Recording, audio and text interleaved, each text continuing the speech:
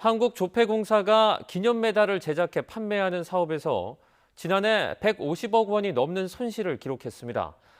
구매업체가 대금을 갚지 못하겠다고 잡아뗀 탓인데 당시 부사장은 위험성을 알고도 대책을 마련하기는커녕 담당 직원들에게 함구하라고 지시한 것으로 YTN 취재 결과 확인됐습니다.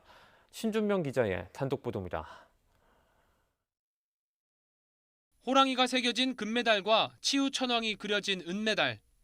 한국조폐공사가 동전 사용이 갈수록 줄어드는 상황에 대비해 사업 확장을 목표로 지난 2016년부터 판매한 불리운 메달로 사업 매출액은 첫 해 22억 원에서 지난해 765억 원까지 늘었습니다.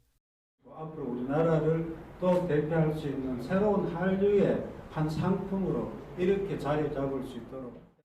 문제는 A업체가 지난해 9월부터 11월까지 모두 26차례에 걸쳐 194억 원어치를 구매한 뒤 대금 납부 기한을 지키지 못하면서 발생했습니다.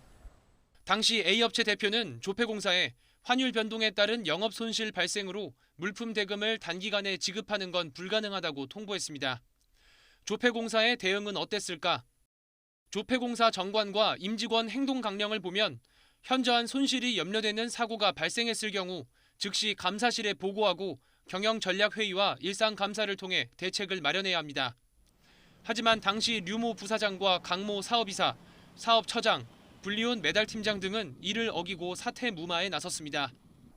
YTN이 민주당 양경숙 의원실을 통해 확보한 조폐공사 감사 결과 처분 요구서를 보면 류 전 부사장 등은 이 같은 사실을 감사에게 보고하지 않은 채 변호사의 구두자문만 받은 뒤 10년 장기 상환 조건으로 채무변제 계약을 결정했습니다.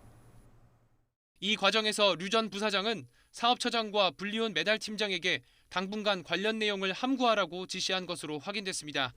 이때 불리운 메달팀장은 재무팀장이 매출 채권 미회수 사실을 알게 될 거라고 답했습니다. 그러자 류 전 부사장은 재무팀장을 불러 단순 입금 지연이라는 허위 내용을 전달했습니다. 이후 지난해 12월 말 채무변제 계약이 체결됐습니다. 하지만 이사 전결로 진행돼 조폐공사 사장이나 감사실엔 보고조차 되지 않았습니다. 결국 지난 1월 조폐공사 이사회에서 153억 원을 회수하지 못할 수 있는 금액인 대손충당금으로 설정했습니다. 지난해 조폐공사 전체 대손충당금 154억 4,700만 원의 99%에 달하는 금액입니다. 이로 인한 전체 영업적자는 142억 원에 달합니다. 지난달까지 A업체가 갚은 물품 대금은 6억 9천만 원. 조폐공사 측은 해당 업체에 대해 매달 경영 현황을 점검하는 등 미회수 채권을 전부 회수하기 위해 노력하고 있다고 밝혔습니다. YTN 신준명입니다.